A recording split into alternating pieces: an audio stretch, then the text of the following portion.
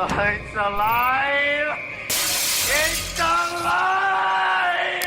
Hey guys, Ash here coming at you today with another Raid Shadow Legends Champion Guide. Welcome to the video, guys. Glad to have you here.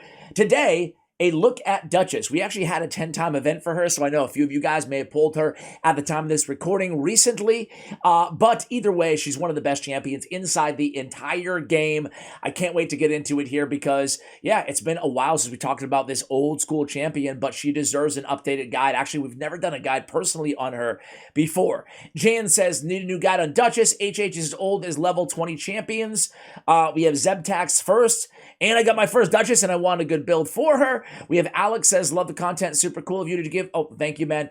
I got my first Duchess Lilitu, but it was through 2 times Ancient Shards a few days ago. Used a year's worth of luck there. So really want to see a spotlight on her for your viewers. Well, you know what? Ask and you shall receive, guys. Let's take a look at Duchess. I do want to do a little bit of live arena because she's certainly a champion that I feel like if you have her, you're probably going to be using her. Honestly, no matter what your account looks like, you're going to be using Duchess in Arena, right? Like, that's a go-to, but she brings so much more utility than just Arena. You can really, I mean, she's one of the best revivers in the game, damage mitigators in the game. She's one of the best Hydra Clan Boss champions in the game. She's just so incredibly good. And why do I have her unlocked? That scares the living daylights out of me.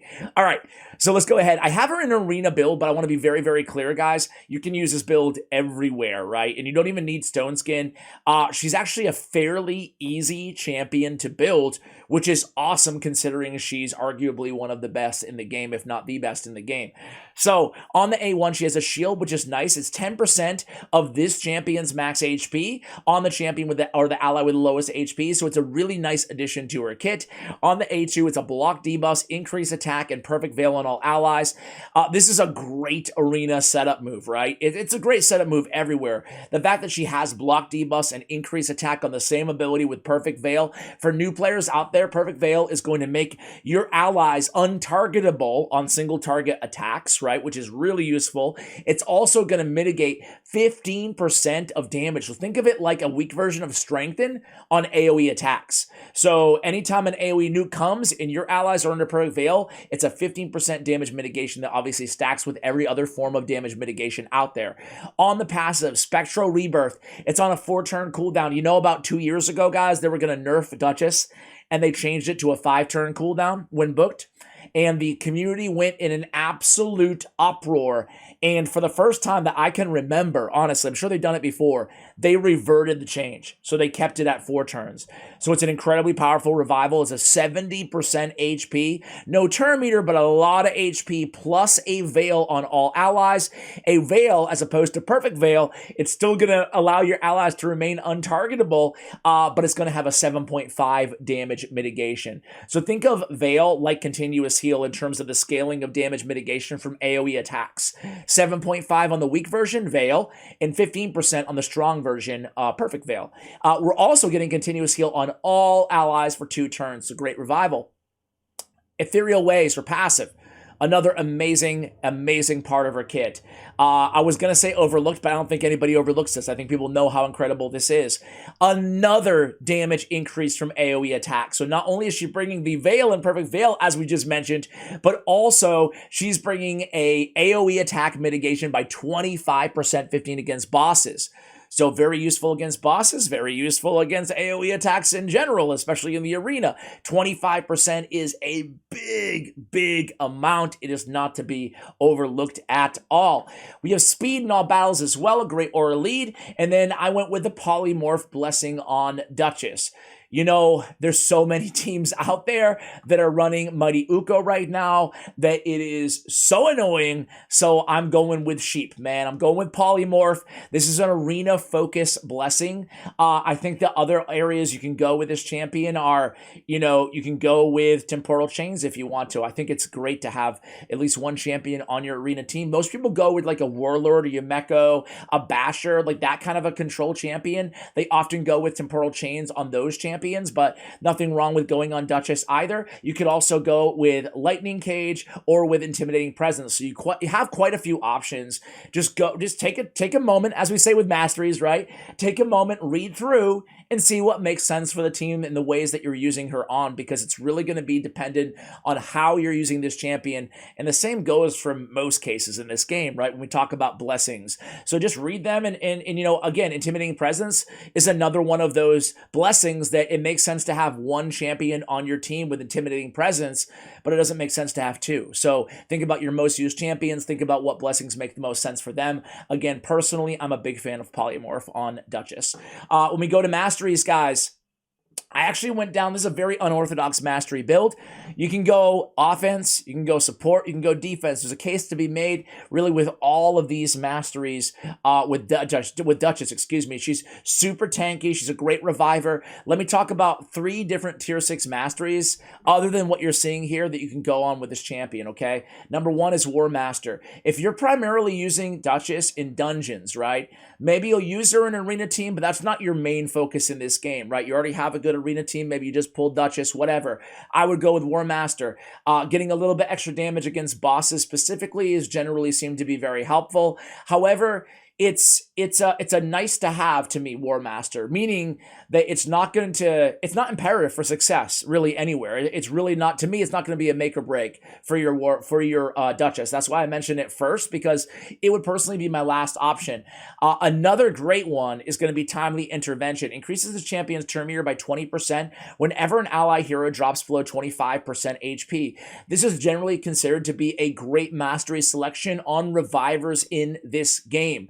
So when in doubt, if you don't want to go War Master on a reviver and you're not sure where to go mastery-wise, and it's, again, a reviver champion, it's almost always a good idea to go with Timely Intervention, with the exception of speed-tuned, you know, teams for like Clan Boss or something like that, because obviously it will manipulate turn meter and manipulate potentially, you know, turn order, obviously. With that being said, I went defense and support. I went with extra HP. I want her to be an absolute tank.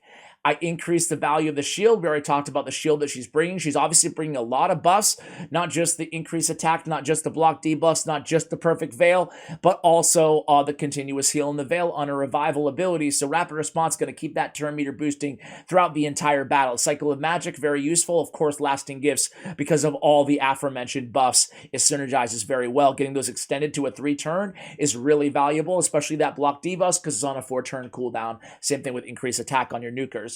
On the defensive side of things, you can go with Resist if you want to. We talked about another option that you can go with.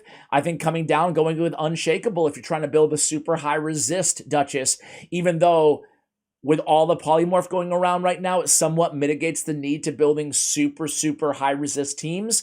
A year ago, I was running a very high resist Duchess. Now I've sacrificed a lot of that resistance for the extra defense right now to make her extra tanky. So I came around the left-hand side. I pick up Blastproof, more damage mitigation from AoE attacks. It makes all the sense in the world. I think Resurgent is really one of the best masteries in the game to have on all your champions if you can get it. If you go defense tree, it's incredible.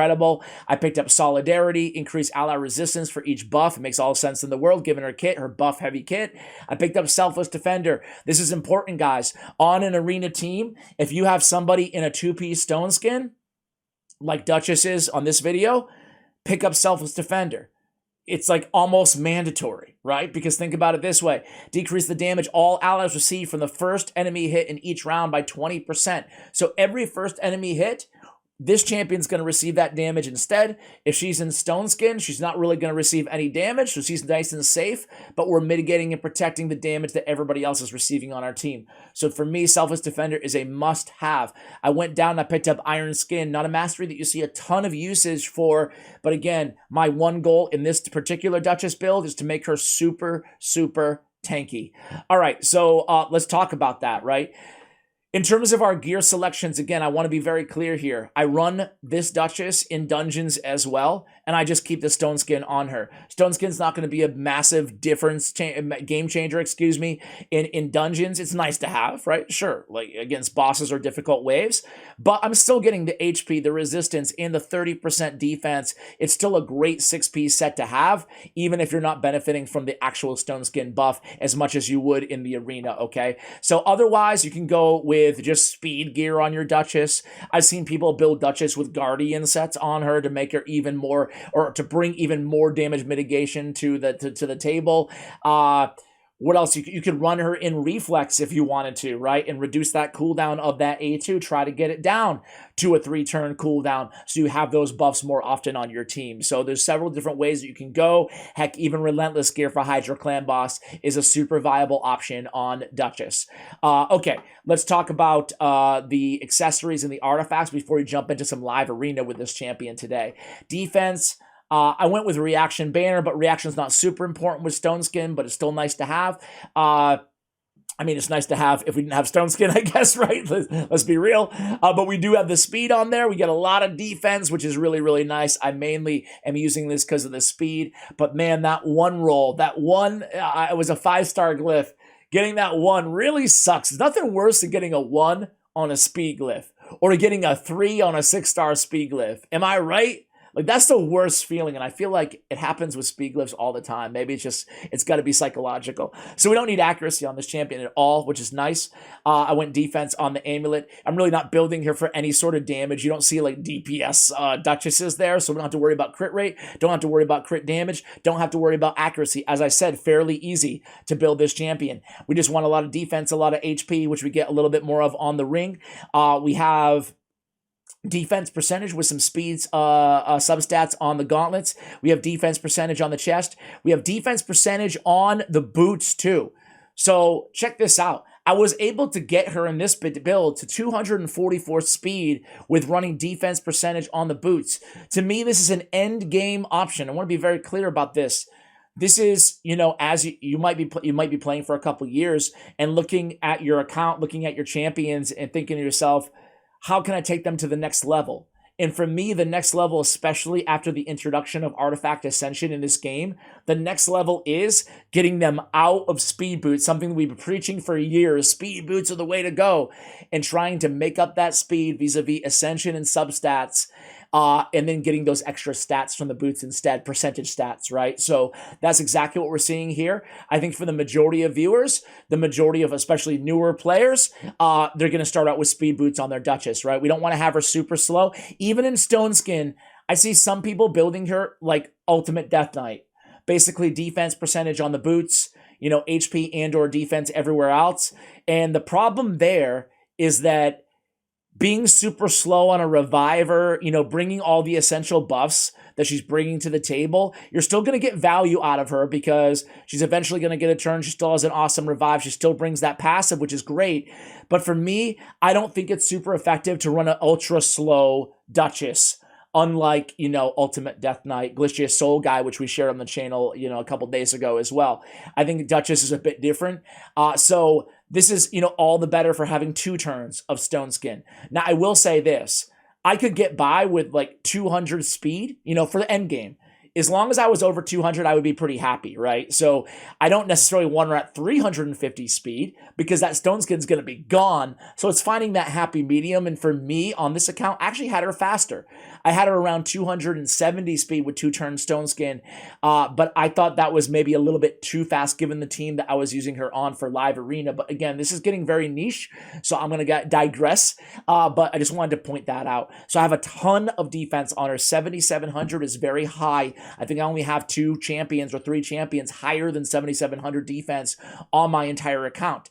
I have around 70k HP, which is nice as well. So really, I'm trying to prioritize speed as a substat along with HP percentage, along with, you know, a little bit of resistance if I can get it. Wait, can I get her a little bit faster? Do I need her a little bit faster? I think I'm going to hold on to my speed glyph here for the reasons that we just went over. But I am working on, obviously, getting all of her artifacts ascended here. Dude, it's these greater oils that I always feel like I'm running short of, right? No matter how much I farm, it's, you know, obviously the superiors are very tough to get, but I always run out of these first. Anyway, I digress again. All right, guys, let's jump into the live arena here. We only have a few minutes left, so let's see what we get. I'll come back when we find an opponent, unless it happens in the first, like, 5 seconds here. Let's see. All right, I'll be right back. All right, guys, we're going against Box 1710 from Aftershock Prime. So, let's see who he goes with here first. I feel like showing Duchess as an early pick in live arena is a fine move.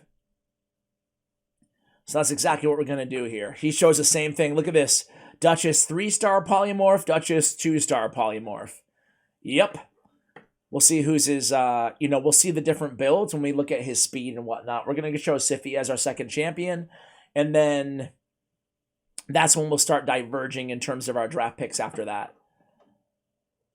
So he shows Candyman in a plus 3 Sify of his own.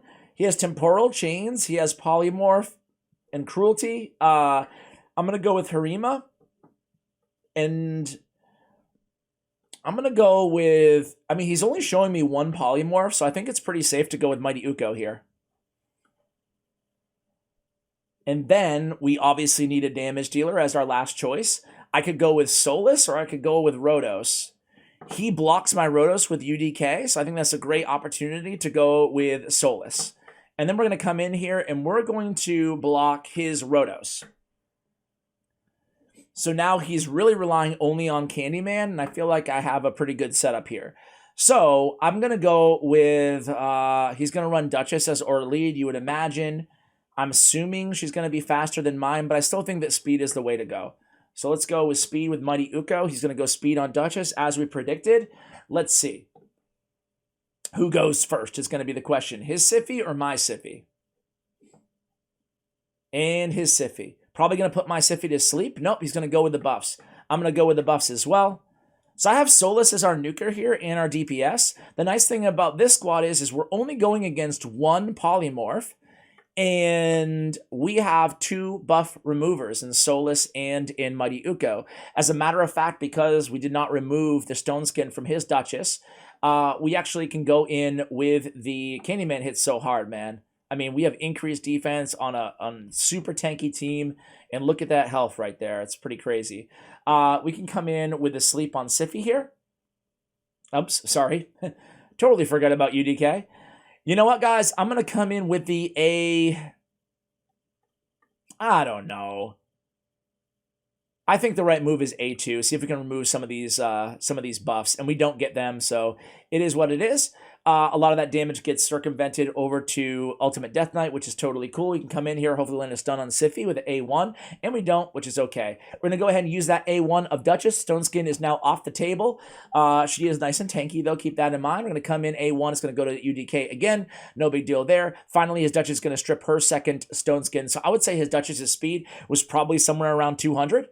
But, a little bit slower than mine, essentially. But I'm sure she probably has a very similar build, I would guess, that he is using his with a similar to mine with defense percentage on the boots. All right. So we keep going here. Now we can use the A3. Let's see what Reign of Terror can do here for Solus. So quite a bit of damage. We get the unkillable there on Candyman. She's going to revive on UDK, which is fine. At least we burn Sify's revive. Now we can kind of work on potentially getting Duchess down, although she is pretty healthy. So let's just see how things play out here. Let's say 1 again on UDK. Put him to sleep. We're going to have to wake him up now, unfortunately. Nothing to get around that. We do land the stun on Sify, which is fantastic.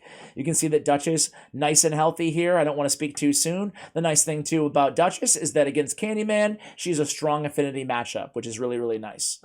Come in here with the A2, refresh that increased defense on everybody, block debuffs, going to be totally fine here. Butcher's Glee comes down, it's not going to do that much damage considering we were all nice and buffed up. Now we only have the A1 of Solus available. I'm going to go ahead and just target Sify. I think that's obvious. Well, it's going to go to UDK. Dude, one of these days, I will not, I will remember that he's on the team. Finally, Polymorph procs, and I have a 2-turn sheep, hopefully 1 turn, but we'll see how things go. Come in here with the A2 of Duchess. And again, I'm feeling pretty good about this matchup. I have his nuker contained, meaning that I have a... meaning that his big Butcher's Glee is off cooldown right now. He's 1 turn away from his self-buff, so, we got 2 turns, basically. Meanwhile, the A2 of Solus is going to be available in 2 seconds here. So we're going to have another shot at removing all this crap. Let's see what we can do. Maybe land a Provoke. So we do take down their, their nuker, but he's going to be revived by Duchess in just 1 moment. So again, going against 2 revivers like this is always a pain, but we could say the exact same thing about my team. In fact, we could say 3 revivers on my team, and we would be correct.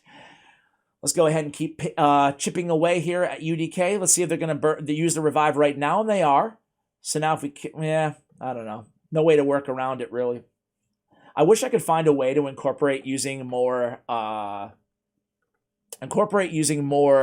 Lydia on my teams, but I find her kit, frankly, to be really good in PvE, and maybe like, I know this is going to sound bonkers to a lot of you guys, but to me, it's like A tier for Arena, not S tier. Does that make sense? Probably not, but there's so many, let me put it this way. There's so many champions that I find just a little bit more enticing. So here we have a decision to make. Do we block the revive of UDK, or do we go safe with increased defense? I've learned now long enough of doing live arena that I always like to play it safe, right? They're going to go with a buff anyway. It's totally cool. It's going to be a burnt A1, but that's fine. We're going to come in here and be patient. We're one turn away from the A3 of Solus, but it doesn't look like an opportune time to go in with a big nuke, just like he did, because similar to him, his team's going to be able to withstand it fairly easily. So I'm not sure if, look at all these buffs. They're 2-3 turns. I don't know. Could put him to sleep.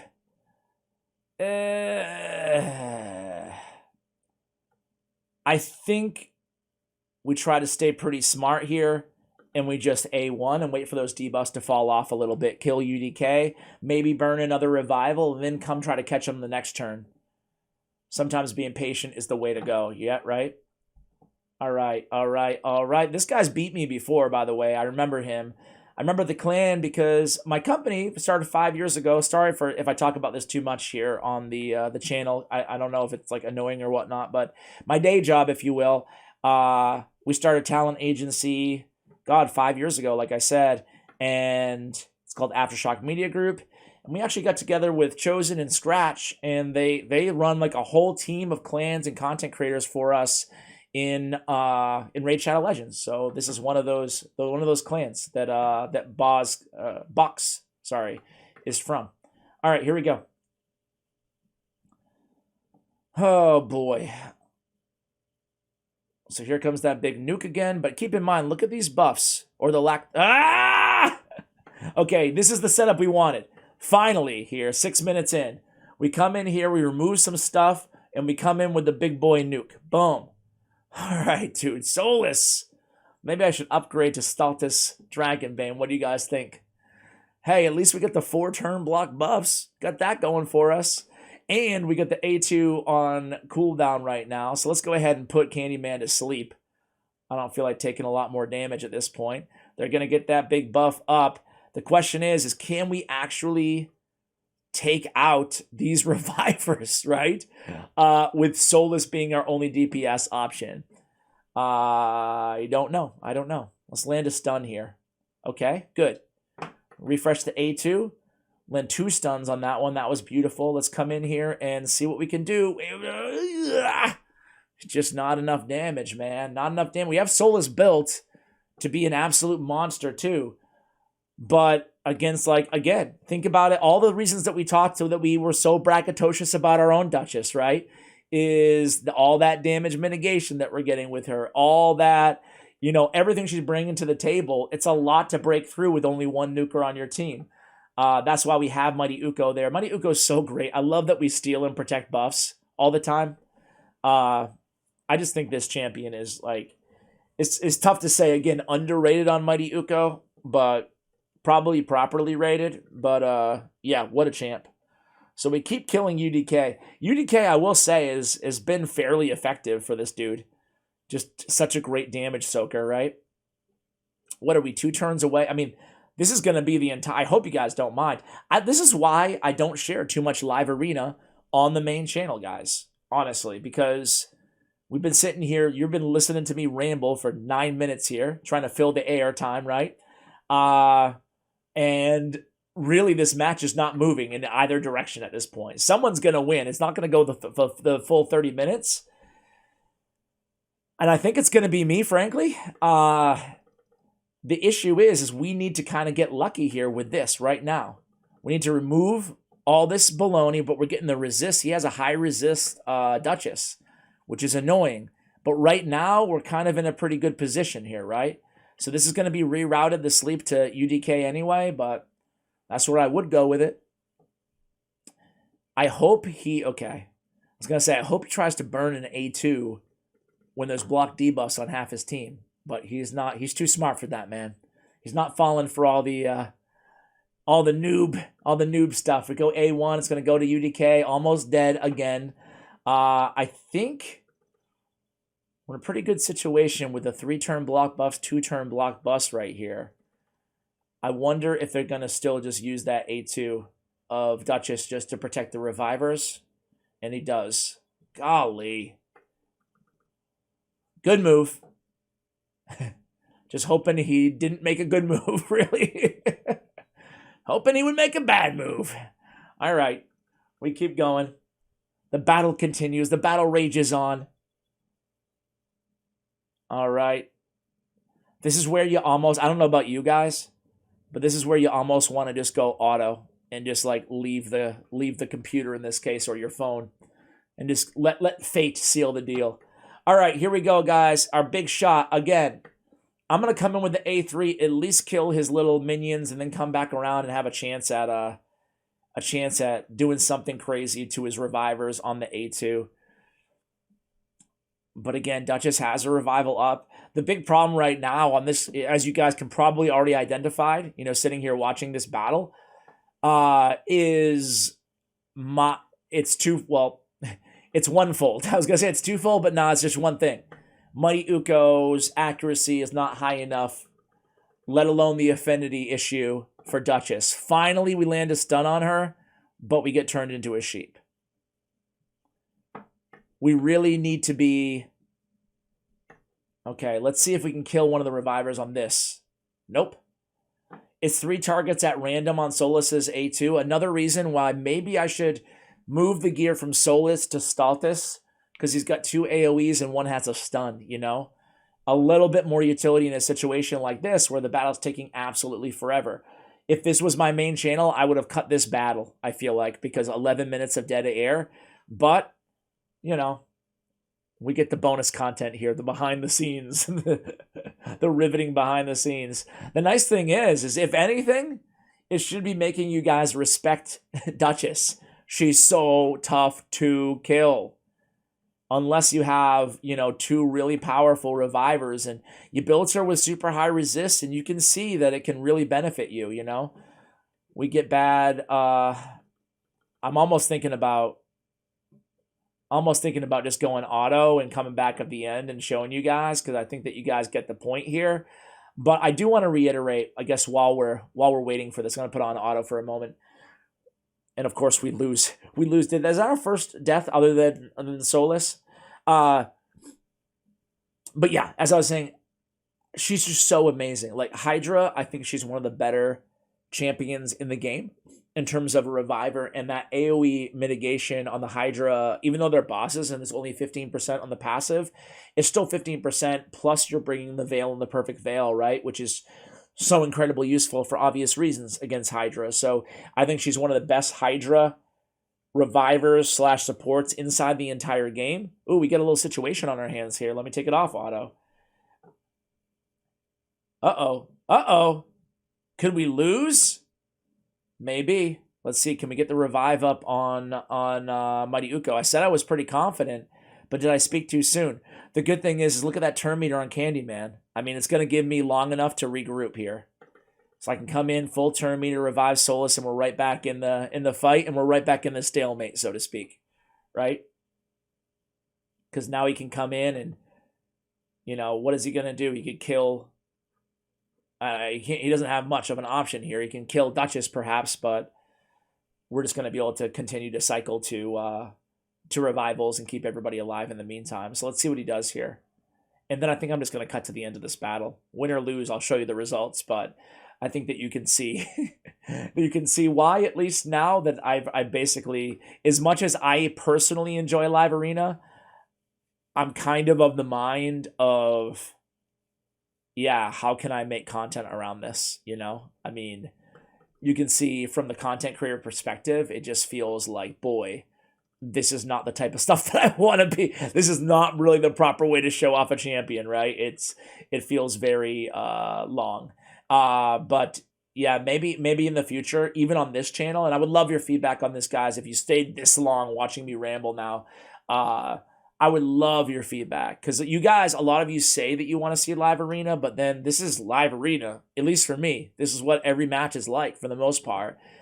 Would you find it, this is the question to be more direct, would you find it more beneficial if I just took her into Platinum Arena and showed you a bunch of matches rather than sitting here for 15 or 20 minutes on one match that we might win, we might lose, but a lot of it's, I don't want to say RNG, but like, well, I mean, you see it. It's not like I have mind-bending strategy components to this team, nor do I feel like I'm really necessarily doing a great job at highlighting how amazing Duchess is, even though that should be fairly apparent on this like rather basic yet amazing champion.